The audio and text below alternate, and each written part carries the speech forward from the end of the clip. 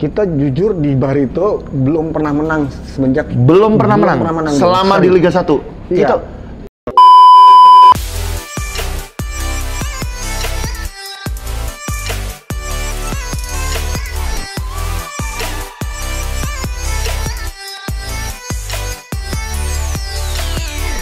Assalamualaikum warahmatullahi wabarakatuh. Apa kabar Jakmania? Sekarang ketemu lagi setelah sekian lama, tapi kali ini nama acaranya Persija Update. Ya, kita kan mau tanding lawan Barito nanti tanggal 17. Jadi kita mau ngobrol-ngobrol itu. Bung Ferry nggak sendirian, Bung Ferry ditemenin teman lama, teman akrab, teman sama-sama mendirikan Jakmania, salah satu sesepuh Jakmania Manggarai, Bang Tirta. Siap, Bu. Apa kabar, Tir? Sehat, alhamdulillah. Kremensik hitam. Bukan yang merah nih. Bukan. Tir, Ya. udah bisa dipanggil coach atau gimana nih? Waduh. Hah? Belum lah, sertifikatnya belum datang. Oh, sertifikatnya belum datang. Tapi kemarin ikut ya? Ikut di Jadi Bang Tirta program. ikut kursus Di- pelatih yang diadakan oleh Persija ya? Iya, betul. Lisensi D. Di seri D, Lisensi D Lisensi D di Sawangan. Sawangan. Banyak anak The Jack. Ada pendiri Jakmania juga yang ikut. Ada katanya. Tito, Bung. Tito Oh, juga Tito. termasuk yang ikut juga di sana. Alhamdulillah banyak dapat ilmu. Oh ya, instrukturnya siapa? Coach Iwan Setiawan. Oh, Coach Iwan, apa kabar Coach Iwan? Ini teman lama gua nih. Iya. Tuh, Bang Til, ini kita mau ngomongin pertandingan melawan Barito. Ini kan kita udah 4 kali menang nih. Anak The Jack udah pasti lagi girang-girangnya nih. Wah, lagi heboh 4 ya, kali menang berturut-turut.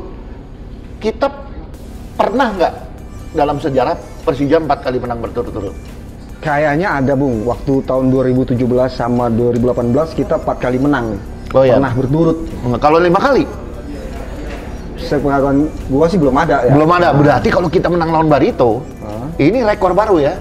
Rekor baru ini ya. 5 kali menang betul. berturut-turut. Peluang kita di sana gimana? Kalau ditanya peluang, Bung, ya ada, Bung. Karena dalam kondisi Barito juga sekarang lagi istilahnya bener-bener lagi sedrop-dropnya dia.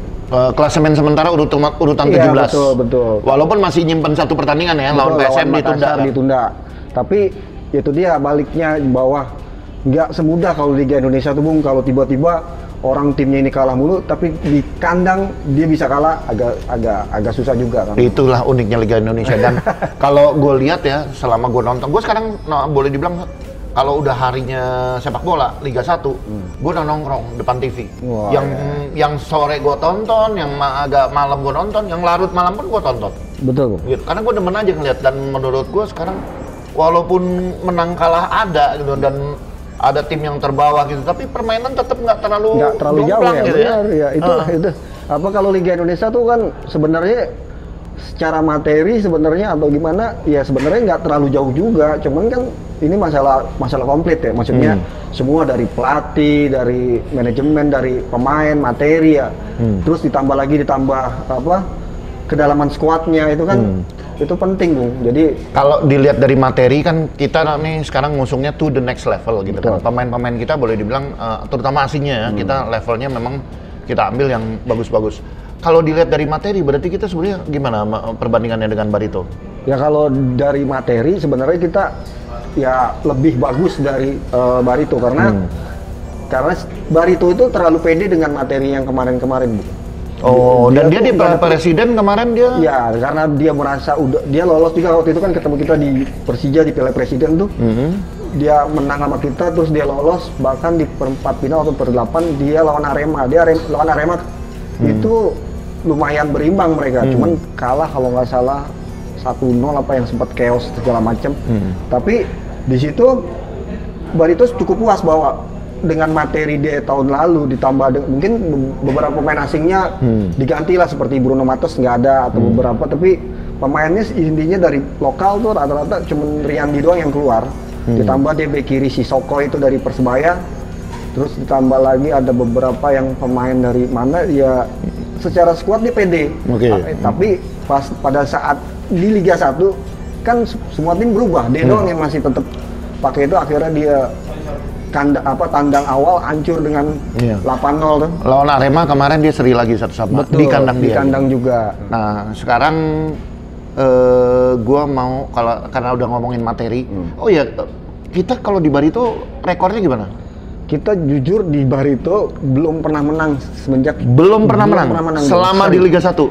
Kita menang hasilnya seri kalah apa gimana? 5 tahun belakangan lah. Tapi kalau hasil kemarin kita mungkin belum ada tandang ya. Tapi 2 tahun kemarin kita seri 1-1 dan kita nggak pernah kalah 1-0 jadi nggak pernah. Oh berarti berat ya sebetulnya berat, gitu. Kita nggak bisa menganggap enteng nih. Iya. Oke kalau gitu kita tadi ngomongin materi, kita ngomongin materi. Dari materi mereka, gue sukanya ya Barito tuh ya. Dia ada 2 pemain jangkar.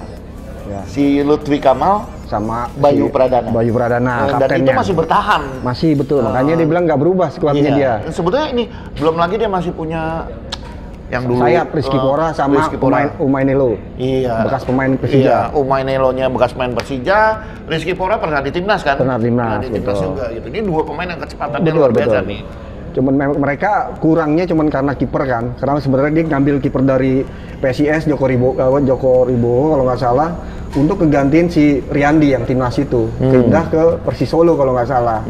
Jadi kayaknya mereka beberapa kali juga kelihatan mereka agak pede dengan kiper nih karena bermasalah banget waktu dia kalah 8-0 segala macam. Tapi secara skuad dibilang dia sama aja seperti tahun lalu, cuman bedanya dia pemain asingnya mungkin dulu ada Bruno Matos, sekarang ada Michael Ott dari Filipina, timnas Filipina kalau nggak salah. Jadi secara materi kedalaman skuad juga mereka bagus. Secara tengah misalnya ada Bayu Pradana, ada si siapa Lutfi Kamal, ada si Ferdiansa, ada juga siapa yang pemain muda juga. Terus ya secara asingnya si Renan Alves backnya Bung itu mungkin bahkan dia top skornya dari itu saat ini karena memang dia nyuri back tapi jadi top skor ya. Iya, karena nyuri dari bola mati. Terus ditambah lagi kalau asingnya dia masih pakai si Rafael Alves bekas Madura, ditambah lagi Raphinha bekas Persela Lamongan. Jadi tapi beberapa pertandingan ini mereka nggak jadi tim inti tuh si Rafael sama si Raphinha itu. Kemarin pun diganti dengan Abdal Yusra, terus tambah lagi strikernya tambah lagi Buyung Ismulesi kalau nggak salah. Jadi memang mereka depannya dipaksain dengan lokal kayaknya. Nggak tahu karena juga mereka kan istilahnya sekarang nih semenjak diganti Dejan Antonik. Jadi sekarang kan pelatihnya adalah caretakernya dari asistennya si Pico Tinoko apa kalau nggak salah. Jadi sampai sekarang mereka masih mencari untuk pelatih pengganti. Belum pelatih. Jadi mereka masih mencari. Tapi sebetulnya dari segi permainan mereka kan pernah kalah 8-0 gitu lawan Madura. Tapi abis itu mereka menang lawan Borneo di kandang 3-1 di kandang. Bangkit mereka, tapi abis itu karena kalah sama Semarang 2-1. Semarang ya mungkin kalah seri sama Sleman apa kalah sama Sleman? Kalah juga sama Sleman. Pokoknya dia tandang kalah semua. Kandang dia cuma dapat poin lawan Borneo sama seri lawan Arema. Dapat poin baru 4 dan di kandang. Nah kemarin karena PSM nggak jadi main, jadi mereka kayak belum bisa berhasil untuk di kandang. 7 pertandingan, 7 ngegolin, 17 kebobolan. Wah itu makanya tadi kayak misalnya kemarin contoh lawan Arema. Jujur dia golin bola mati nih Bung. Si siapa Renan Alves itu.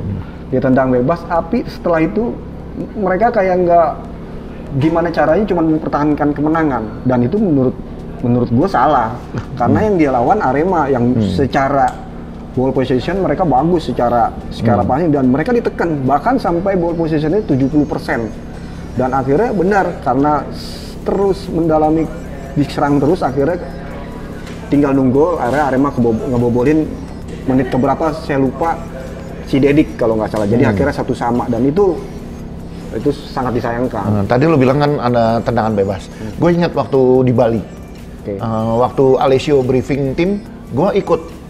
Alessio jelas-jelas bilang hati-hati dengan pelanggaran karena mereka punya banyak pemain yang tendangan bebasnya tuh bagus. Menurut lo gimana sekarang?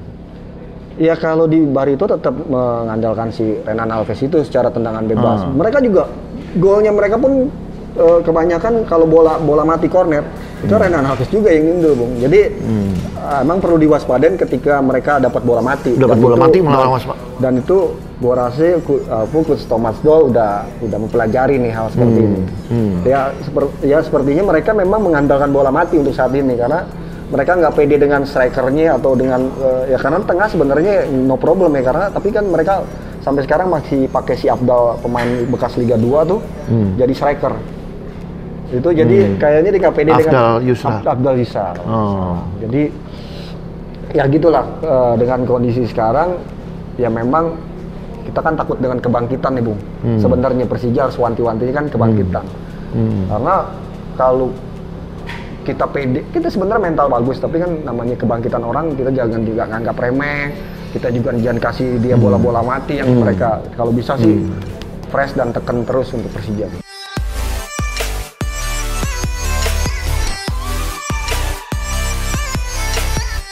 Nah, sekarang kekuatan kita. Kita kan sekian lama kita udah nggak pernah pakai pola 3 pemain belakang.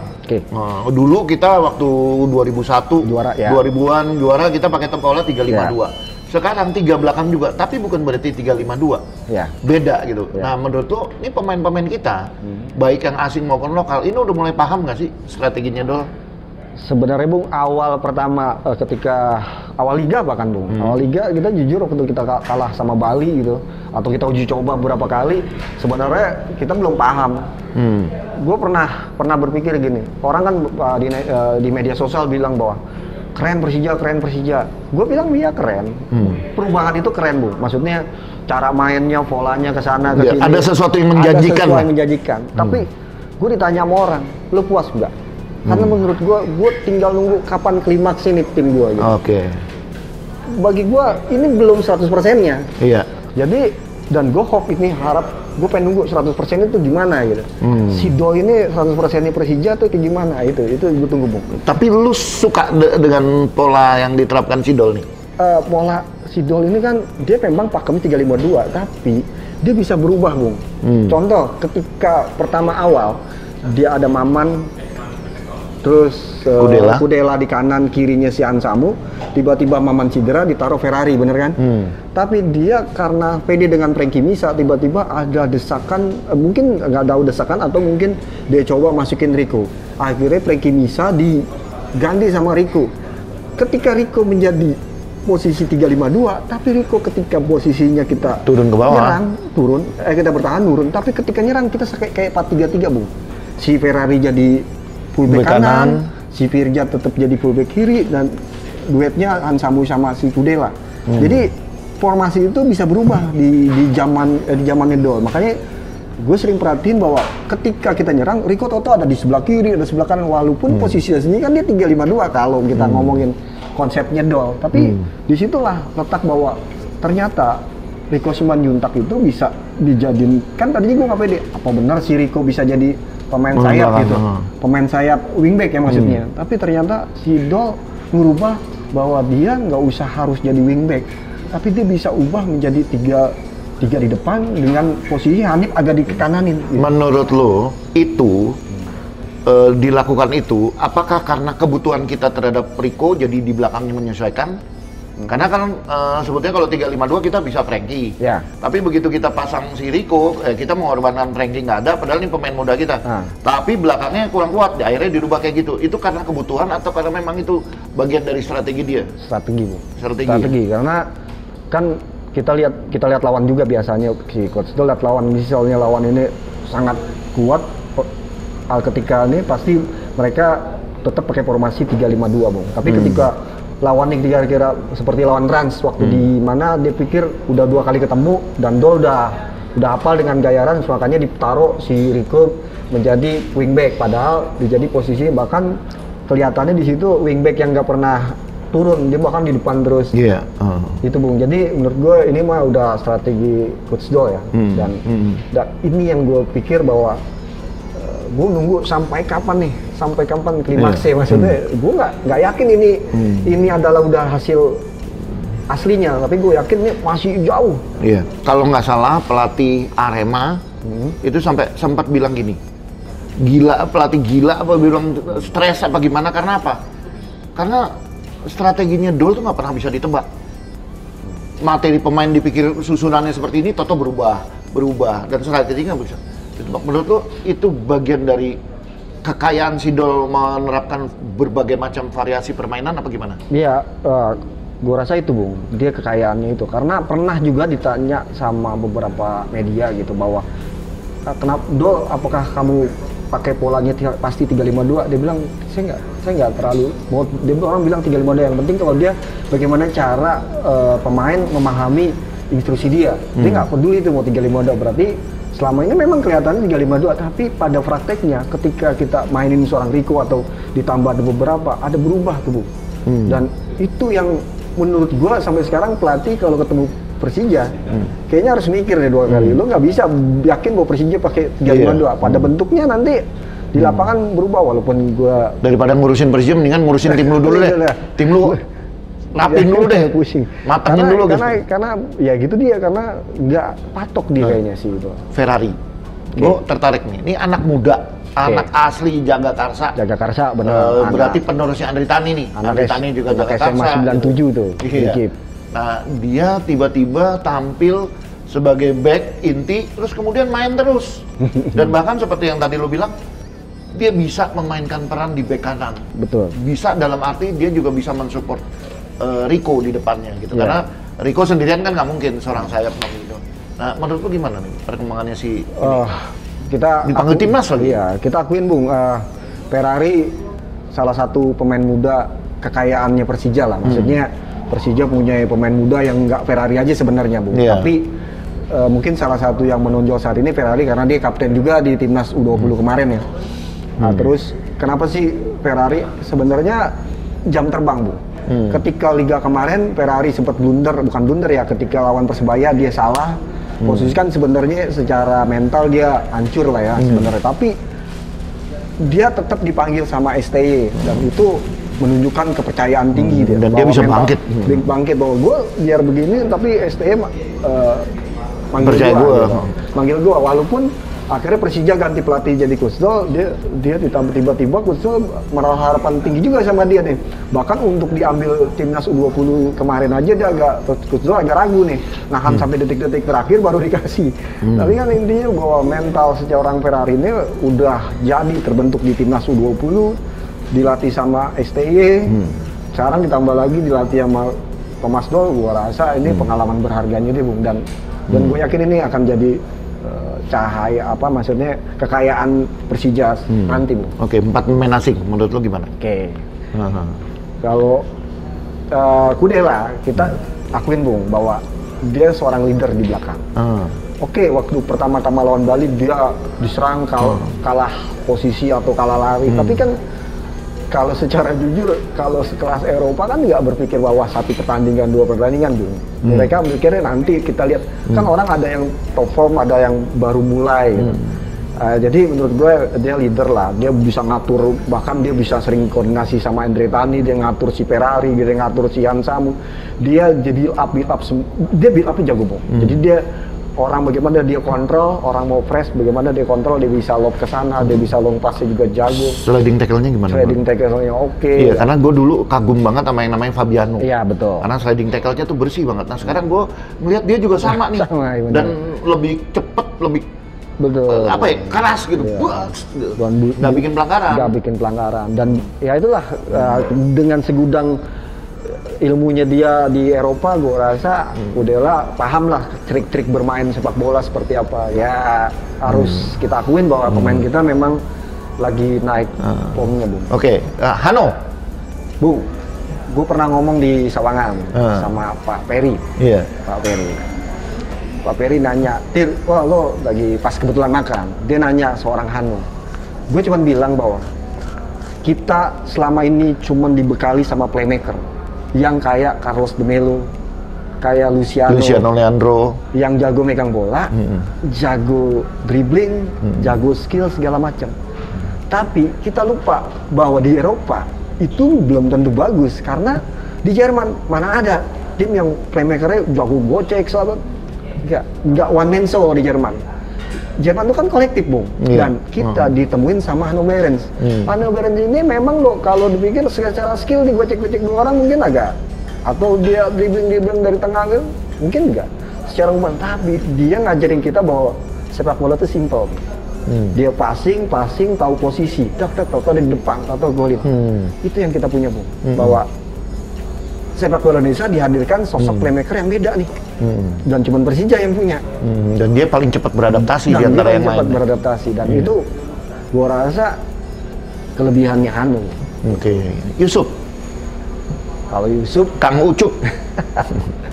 Kang Yusuf tuh apa, badan bagus ya, tinggi banget, tinggi, tambah lagi dia tinggi, bukan orang yang lambat gitu. Dia ketika nggak megang bola, mungkin lo bisa lihat beberapa kali dia megang bola nggak malas atau bagaimana, tapi ketika dia megang bola dia bisa sprint. Pernah lawan Sergio Silva-nya Arema, dia dikasih bola sprint, dia sepet Sergio Silva lewat sama dia. Cuman memang finishingnya aja nggak pas, belum. Dan menurut gua ini striker ya, anak timnas Bahrain juga.